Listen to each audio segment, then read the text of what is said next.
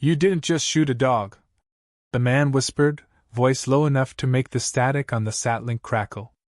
You pulled the trigger on your own countdown. The transmission ended, and in a cold mountainside bunker layered in rust and shadows, a pair of scarred hands slid a battered crate across a stone floor. The lid creaked open, revealing a blade worn to the hilt, a sidearm still smelling faintly of cordite, and a collar, torn, burned, but intact. The man ran his thumb across the nameplate embedded in the band, Fong. Outside, snow began to fall in silence. Inside, the deadliest ghost Earth had ever produced stood up from a long, forgotten rest. And just like that, Trace came back to life. 12 hours earlier, a dull gray sky hung over Sector 9 as the alien patrol glided through the broken streets. Their boots clicked softly on metal plates bolted to cracked pavement. This zone had been deemed low threat, no active insurgency, no real humans left who could fight. Just slums, scrap, and scavengers. The kind of place they didn't even bother to skin properly. A junior enforcer named Varnock led the three-man squad, his posture cocky, rifle lazily pointed toward whatever moved. He was looking for something to dominate. That came sooner than expected. A low growl echoed from between two collapsed vehicles. A large animal limped into the open, ears low, one side bloody from an old wound, ribs showing through dirty fur. Its eyes weren't wild or feral. They were calm. Measured. Tired. Well, would you look at that? Varnock smirked, raising his rifle. Earth's last line of defense. A damn flea farm. The senior officer, Ksek, glanced at him and opened his mouth to object, but it was too late. Varnock fired. The bolt tore through the dog's leg, and it crumpled instantly, whimpering, trying to crawl behind the burnt-out husk of a sedan. He fired again, this time hitting the body. Then a third, just to be sure. The whimper stopped. Civilians behind boarded windows stared in silence. Nobody moved. Nobody shouted. That kind of reaction only brought more boots, more fire. A woman with soot-streaked cheeks wept quietly, fingers trembling over her child's ears. Varnock strutted forward and nudged the dog's body with his boot. He didn't see the small, dull metal tag that had fallen into the dust. He didn't notice the embedded beacon on the collar now flashing red. But buried far off, in a mountain range left uncharted on alien maps, someone did. In a dark chamber built into the side of that range, old Earth tech hummed weakly. A terminal blinked to life after 15 years of silence. A dormant AI routine sputtered, caught the signal, rerouted it, and played a 2-second loop from the collar cam. The footage was static warped but clear enough. 3 aliens, one with his rifle raised. A dog dropping into dust. The man didn't move when he saw it. Didn't curse. Didn't cry. He stood slowly, moved like a machine that had gone too long without oil. A slow stretch of tendons long since forgotten. He walked to the far end of the chamber, tapped a 7-digit code into a wall panel, and waited as ancient locks groaned open. Behind them, resting like tombstones, were rows of weapons, relics from Earth's last war. And beside them, laid neatly on a cot still draped in military gray, was a single photograph. A younger man, grim-faced, standing beside a black-furred dog with one eye glowing faintly. Fong. Trace hadn't spoken in over a year. But now, he said 4 words that only the bunker AI heard.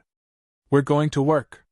Far from that mountain, Varnock sat at a checkpoint booth laughing, boasting to his squad mates about his kill shot. He reenacted the pathetic crawl of the dog, mimicking whimpers, then fired off fake sound effects as he pantomimed another blast to the head. The others chuckled, though one of them seemed uneasy.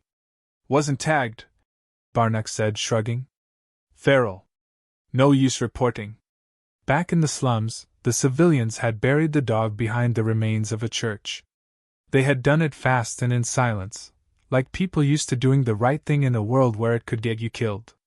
One man, grizzled and hunched from years of radiation work, knelt beside the shallow grave. He found the dog's collar buried in the bloody dirt and tucked it into his coat without a word. That night someone accessed a backdoor frequency to the alien grid using tools that shouldn't have existed anymore. From a distance, Trace observed the alien patrol routes, noting the soft gaps, the time between drone flyovers, the delay in satellite sweeps. He didn't make notes. He didn't need to. This was the kind of work muscle memory handled while the mind focused on rage. He watched the playback of the dog's death frame by frame. The angle wasn't perfect, but the shooter's face was visible long enough. Trace froze the image. Zoomed. Burned it into memory. A day later, an alien enforcer officer found a small package left on the hood of their patrol vehicle at dawn. It was unmarked. Inside was a single item, a photograph of Varnak's face, with a red X drawn over it. No note. No signature. Just that. Panic didn't spread immediately, but something colder did: confusion. Uncertainty. Paranoia. Because humans didn't leave messages like that anymore. They didn't have the guts. Right. Varnak brushed it off, called it insurgent graffiti. But that night, the compound's power grid glitched for 4 minutes straight. In that window, 4 security drones were fried. 1 officer's bunk was broken into. Nothing stolen, except 1 boot. No one understood it. Trace watched all this unfold from the rooftop of a ruined radio station. Fong's collar was clipped to his belt like a badge. His breath was slow. His hands were steady. He wasn't thinking about war. He wasn't thinking about politics or treaties or diplomacy. He was thinking about the weight of that dog's body in his arms the day he first pulled him from a biolab cage. The terrified look. The slow bond. The missions. The loyalty. The years that dog gave him. And the final footage showing how it all ended, with a laughing coward firing into something already limping. Trace had done many things in the shadows, things no metal could acknowledge, things no grave could confess. But this one wouldn't be a shadow kill. This one would be loud. Precise. Public. And it had already begun. Varnak's arrogance was starting to unravel. For the first time since the patrol incident, his unit walked in tighter formations. He stopped cracking jokes. His voice carried more edge than confidence. The night after the photo was found, he ordered extra patrol rotations and demanded drone sweeps over the outer rim, but no threats appeared. Nothing tangible, anyway. The quiet was what made it worse. Not the absence of enemy activity, but the growing sense that someone was already inside their walls. The kind of presence that didn't announce itself with explosions. The kind that watched. The kind that studied. In a locked room behind the remnants of a weather station, Trace watched the patrol's every movement through patched-together surveillance feeds and hijacked helmet cams. He moved like a ghost, hijacking feeds from forgotten satellite uplinks and city infrastructure the aliens ignored. There was a rhythm to Varnak's patrol routes, arrogant and predictable. Trace didn't need to guess his next move. He could feel it. He could smell the lazy swagger in the aliens' decisions, the overconfidence that came from never facing real consequences. That kind of predictability was fatal. Still, Trace wasn't after one man. Not yet. Not fully. He was after the system that let a Varnak exist in the first place. He moved through the abandoned subway tunnels, now clogged with moss and debris, silently tagging hidden paths with infrared markers. These tunnels had once been evacuation routes, built by Earth in its last days before surrender. The aliens never bothered to translate the maps left behind. They assumed humans forgot their own city the moment they lost it. That assumption would cost them. Trace climbed into a maintenance shaft and emerged under an old hydro terminal, now used as a staging post for alien enforcer units. He didn't need explosives. Not yet. Instead, he planted a coded burst transmitter behind the control console. Once activated, it would loop a recording of the room's normal audio and visual feed, creating a 5-minute blind spot at will. Trace didn't believe in brute force unless it came with elegance. That night, he tested it. Activated the loop. Slipped into the power room undetected. There was no dramatic infiltration, just smooth movement, deliberate pacing, and quiet breath control.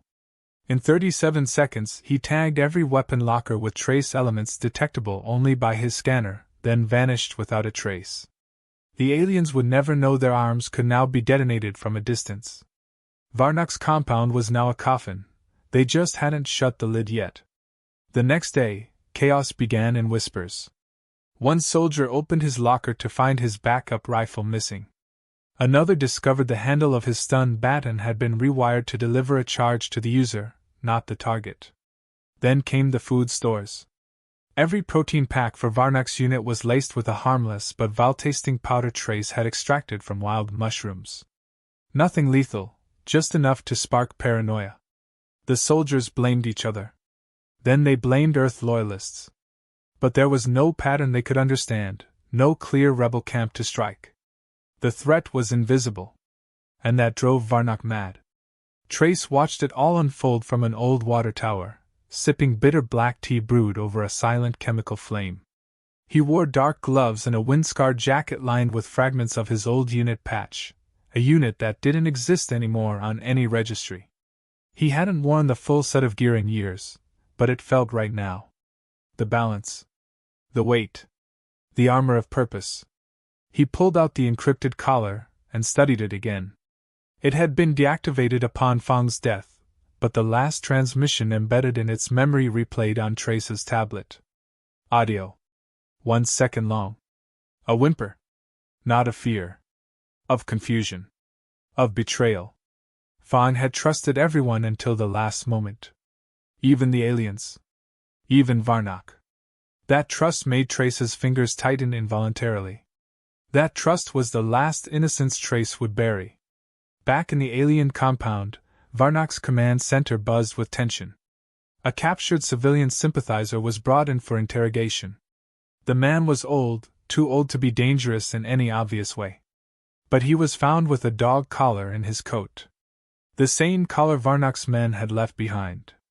When questioned, the man said nothing. He only stared at Varnak, face unreadable. Until the end, when he finally spoke.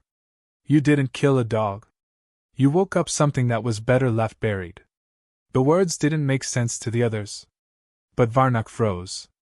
For the first time, he began to consider that something deeper than insurgents was after him. That maybe the dog hadn't been just a stray. That maybe, just maybe, the war they thought they'd won hadn't ended.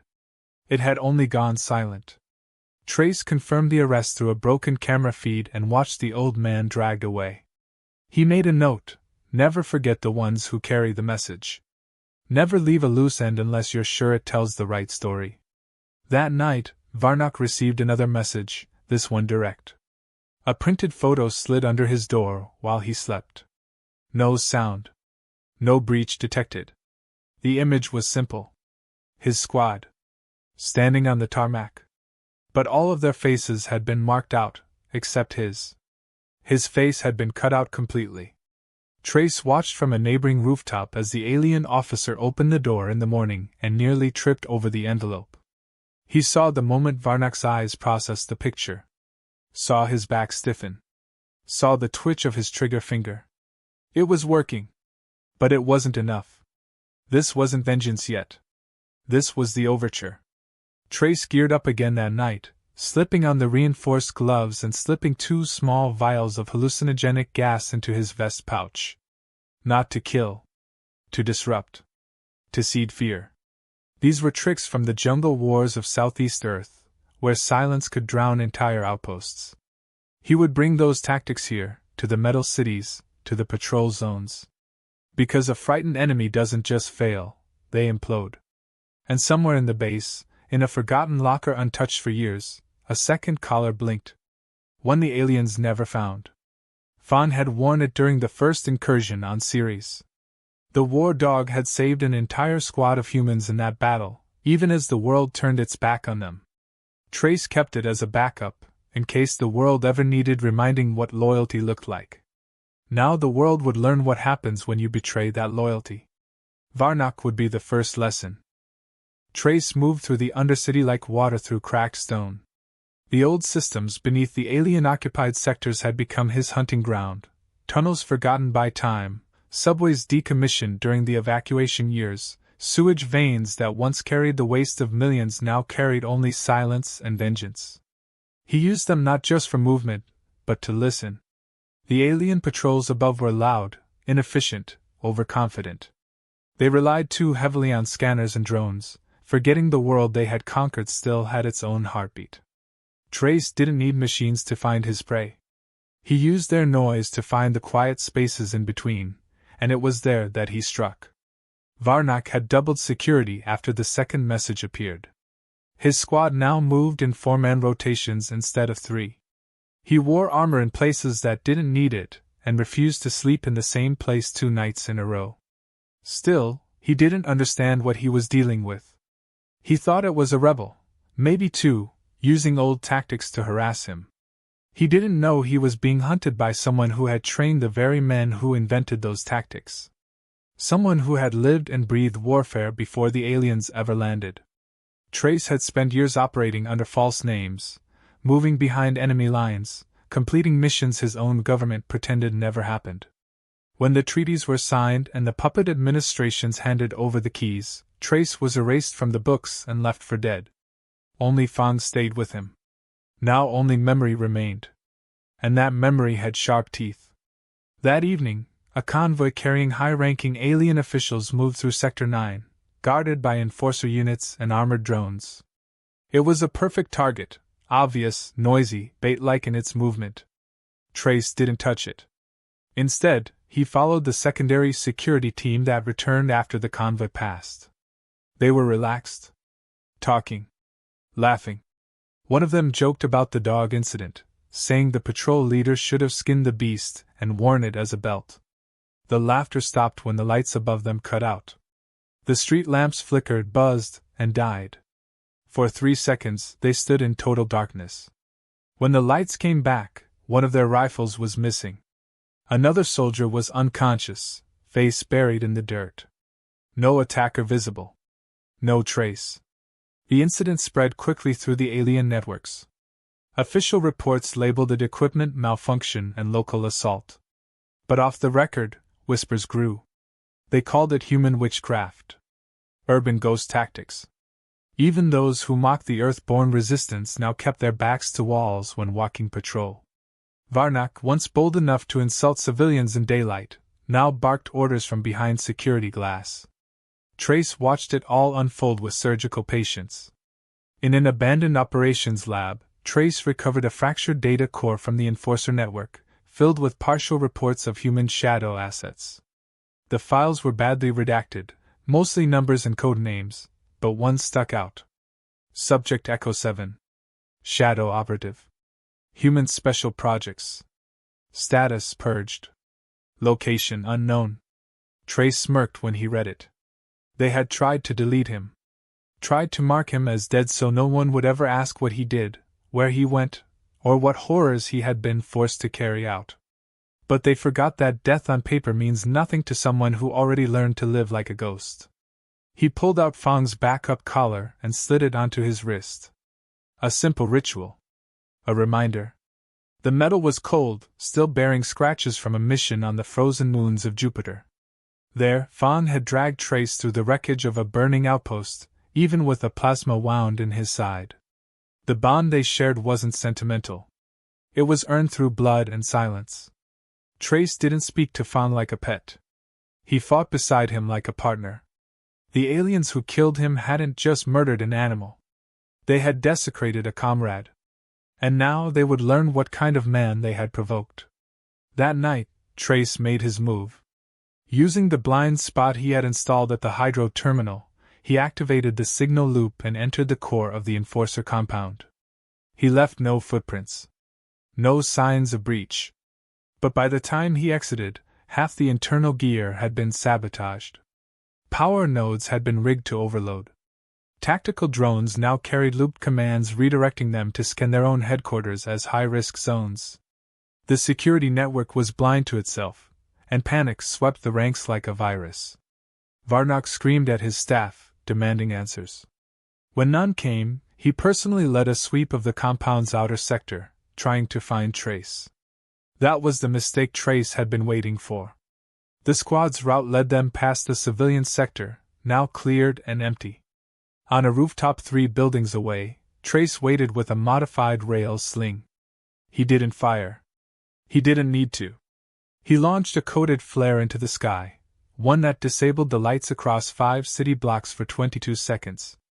That was long enough for enforcer units to panic. Long enough for Varnock to lose command. Long enough for Trace to disappear again. The next morning, the entire block had a new addition.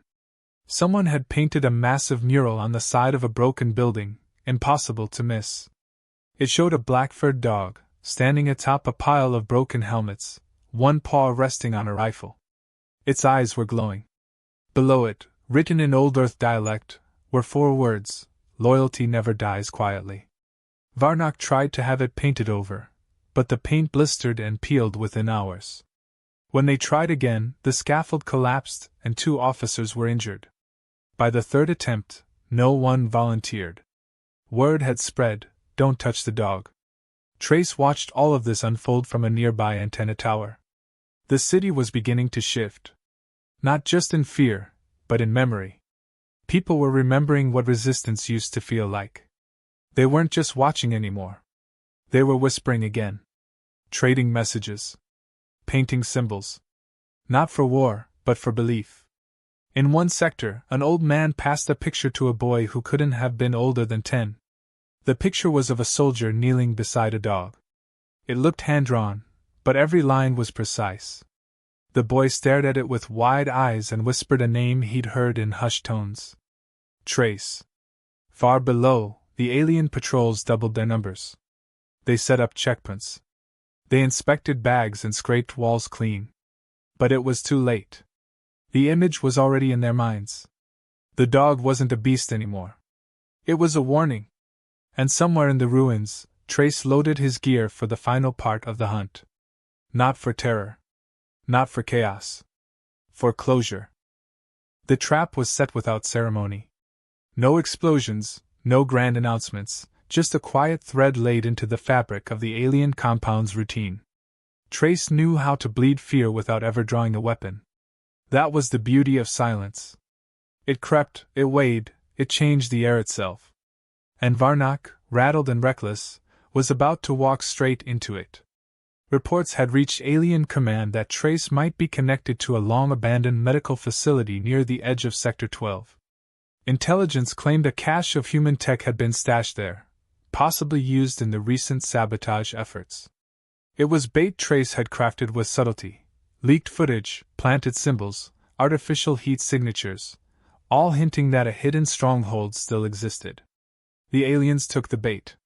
Varnock volunteered to lead the strike personally, determined to crush this ghost and reclaim the sliver of pride he hadn't already bled away. The convoy rolled out under high alert. 2 dropships, a crawler transport, and 6-foot patrols flanked the buildings on approach. Drones swept the rooftops, cameras scanned thermal signatures, and pulse beacons bathed the area in sensor waves. It all looked impressive. All official. All force. But none of it mattered. Because Trace had never stepped foot in the medical facility. Instead, he was already inside the alien compound they'd just left behind. The hydro terminal, previously crippled by Trace's stealth work, was now vulnerable in its exposed state. With half the security staff rerouted to the fake target, the control room stood largely unwatched. Trace moved through shadow, every footstep precise, every angle memorized. It wasn't about speed. It was about rhythm. He bypassed the security locks using a device he built from scrap and old resistance modules, then slid into the operations core. The room was sterile, humming with active feeds and interface panels. Trace placed 3 small canisters around the room's base, non-lethal but disorienting. When triggered, they would release a gas derived from a jungle plant native to South Asia. Not deadly. Not even painful. But it triggered intense vertigo, nausea, and hallucinations. Enough to turn a soldier's own squad into nightmares. He activated the transmitters. Elsewhere in the city, Varnock's squad breached the medical facility and found nothing but dust and faded syringes. The scanners picked up no heat signatures, no motion, no signs of human presence. The tension turned to embarrassment. One soldier muttered that the whole thing was a diversion. Another asked if the humans were even smart enough to pull off this kind of trick. Varnock remained silent, clenching his jaw as he watched the useless data streams. That's when the screens blinked. One by one, their command interfaces back at HQ began to display an unauthorized feed. Varnock's face strained of color as he saw it. The interior of their own compound. Their own command center. But it wasn't live footage. It was recorded. And Trace was standing in the middle of it. He said nothing. Just stared into the lens, calm and still. Then he reached down, picked up something from below the frame, and held it up. It was Fong's collar. The moment froze. Across every terminal, on every wall display, in every outpost linked to the enforcer grid, the same video played in perfect synchronization. Officers scrambled to shut it down, but the controls were unresponsive. The system was looped. Sealed. Then the video glitched and changed. What played next was worse. It was the helmet footage from the day Fong was shot. Unedited. Every angle. Every word. Civilians flinching in the background. The cruel laughter. The moment of impact. The final sound the dog made. Then a black screen. And the phrase appeared in alien dialect and human script, bold and unmistakable. You killed loyalty. Now loyalty hunts you. Chaos exploded. In the medical facility, Varnock screamed at his squad to fall back. He knew what was coming. Not an attack. A collapse. The belief in their invincibility was shattering. The image of Trace standing calmly in their nerve center had cracked through every layer of their arrogance. He wasn't a rebel. He wasn't a myth. He was inside. Back at HQ, the gas canisters hissed into action. Officers stumbled, fell, screamed at shadows. One fired his weapon blindly, striking a communications terminal. Another dropped to his knees, clutching his helmet. By the time reinforcements returned, the damage was done. Half the compound was non-functional. Equipment fried. Records erased. Trace's mark was burned into the walls, literally. In one hallway, painted in a seared line across the bulkhead, was a message carved with a plasma blade. Fong was family. That night, Alien High Command issued a classified internal bulletin declaring Trace an apex threat. Not a rogue agent. Not a terrorist. A shadow-class operative with no known limits. They classified him as Ghost Echo. Unkillable. Untraceable. No chain of command. No diplomatic strategy. Only elimination. Varnock didn't sleep. He paced his quarters, every sound a threat, every shadow an accusation. The mirror showed more than just his face. It showed guilt, fear, and the creeping realization that he wasn't being hunted for politics. He was being hunted for something personal. Something sacred. He started carrying 2 weapons, one always loaded with anti-personnel rounds. His patrols were cancelled. His men muttered when he wasn't around. Some even defected. The civilians in Sector 9, meanwhile, began leaving small markers near the old church. Flowers. Hand-sketched drawings of a black dog. Messages etched into the walls in chalk. One of them read, "You made us silent, but you gave him a voice." Trace returned to the same rooftop where it had all begun. The same one he'd watched Varnock from when the mockery started. Now he watched as guards panicked at every flickering streetlight. Drones doubled back for no reason. Cameras spun searching for ghosts. He didn't smile. This wasn't about joy. It was about balance. He reached down and opened a small pouch beside him, revealing something wrapped in cloth. He unwrapped it slowly and placed it beside him. A single paw print. Pressed in dry clay. Labeled with a tiny metal tag. Fong. Sector 3.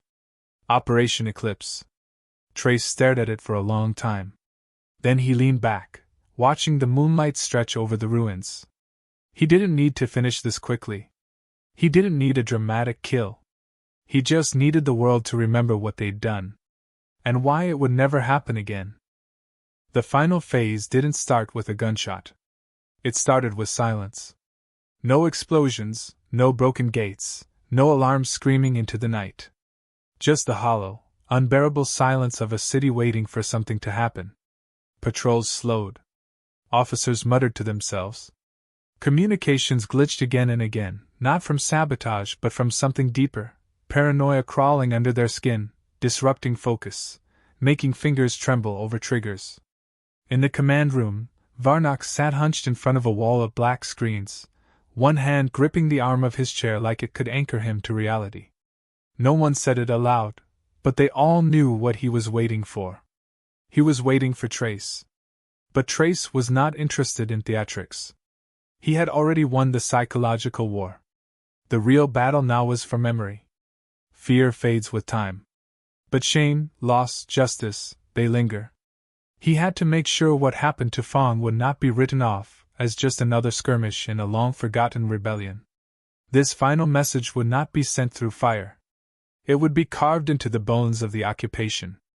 In the early hours before dawn, Trace entered the old radio tower near the heart of the city.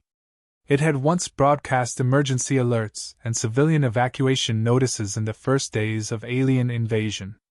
Now, it was defunct, overridden by the alien systems, but its signal array remained intact. Trace had spent weeks preparing it. He had mapped the entire broadcast grid, decrypted their protocols, and tied it into the old Earth backup nodes hidden deep beneath the city. One push of a button, and he could hijack every screen in every district for 10 minutes. That's all he needed. As the sun began to rise, casting pale gold over the battered rooftops and broken signs of the occupied sectors, the alien world blinked. Terminals froze. Patrol helmets flashed error codes. Billboards went blank. Then the signal took hold. The footage began with a still frame. Fong. Eyes steady, body scarred, standing proudly in front of a torn Earth flag. Then came the voice, not Trace's, but a synthetic reconstruction made from old comms, woven together into one final message. It spoke in both human and alien dialects. This is not a declaration of war. This is the fulfillment of a promise. You fired on something that never raised a weapon. You killed what was loyal, and what was loyal has returned. The footage changed.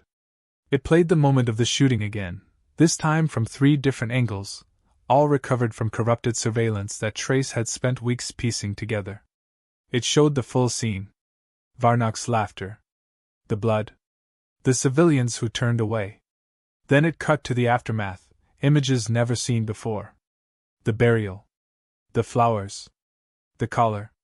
Then the message continued. You tried to bury your crime. Now it buries your authority. The screen shifted again. Now it showed Trace's infiltration footage. Compound corridors. Enforcer barracks. Officers unconscious on the floor. Equipment tagged, disabled, stolen. A system gutted from the inside. Varnock's face appeared, eyes wide, frozen in a frame where he realized the feed he was watching was live. That image stayed on screen for a full minute. When the feed finally ended, it didn't just go black. It faded into a single image. Not Trace. Not Fong. Just a symbol. A paw print, burned into stone. Across the occupied zones, reactions spread like wildfire. Civilians cheered in hidden basements. Some wept. Others stood in stunned silence. Many had not dared to hope again. But now, the hope wasn't coming from speeches or weapons. It had come from a ghost avenging a dog. In Sector 9, children painted symbols of Fong on the walls. Soldiers on patrol hesitated to erase them. In other zones, entire enforcer units went radio silent, some disbanding, others refusing to leave their barracks. They had lost more than security. They had lost control of the narrative. And Varnock, he was finished. By noon, his own men refused to take orders.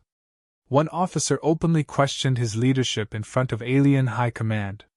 Another dropped his weapon and simply walked away. The final blow came when the command center received a sealed parcel with no return path. It was opened by a technician and immediately caused the room to fall into silence. Inside was a single boot. One of the boots that had gone missing weeks earlier. Stitched into its sole, barely visible, were the words last worn while you laughed. Varnock was removed from command within the hour. Officially it was labeled as reassignment due to instability. Unofficially it was exile.